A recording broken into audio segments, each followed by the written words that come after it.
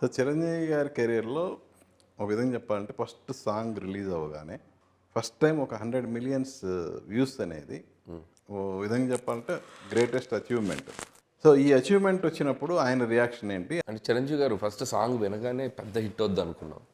But ఈ range 100 millions before రిలీజే కొట్టేసి so అంత పెద్ద హిట్ వస్తుందని నేను ఊహించలేదు. బట్ థ్యాంక్స్ టు ఆడియన్స్, ఎందుకంటే back to back 100 million songs, Godavari గట్టు, ఆ సినిమాకి ఈ సినిమాకి ఒక మిసాల పిల్ల అంటే తెలియకుండా సినిమాకి ఒక అటెన్షన్, ఒక అట్రాక్షన్, ముందే 100 మిలియన్స్ అటెన్షన్, ఒక అట్రాక్షన్ గ్రాప్ చేయగలిగాం. సో అది చాలా హ్యాపీ అని చిరంజీవి గారు ఆ ఒక్క పాటే కదా సినిమాలో అన్ని పాటలు ఆయన హ్యాపీ.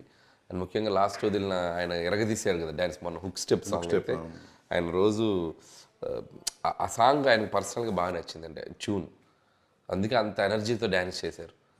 మ్యూజిక్ అనేది కనుక హార్ట్ కనుక కనెక్ట్ అయితే అసలు ఒంట్లో ఒక ఎనర్జీ వచ్చేస్తుంది. సో ఆ సాంగ్ ఉన్న ప్రత్యేకత అది. సో మ్యూజిక్లోనే ఒక కిక్ ఉంది, అందుకని ఆయన అసలు అద్భుతంగా పెర్ఫామ్ చేశారు.